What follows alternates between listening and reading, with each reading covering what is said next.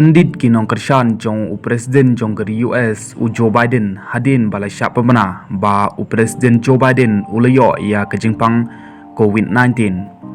Kat kum gi kubor dai tho ba Presiden Joe Biden ulayo ya kenyang jingpang coronavirus. Ong unong kren ha ke jingelang jong ke Unidos US kabalapan spriang lang ba ke YouTube channels jong ke White House.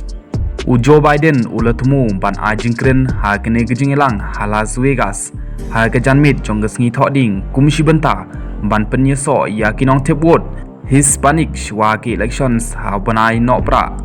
ka Unidos US President bat CEO ka Janet Marcoya kalai tho ba kinong wan jong kai ba President ula phai ya ke jing si jong bat shim lala ban mi namar ula yo ya ke tai ke jingpang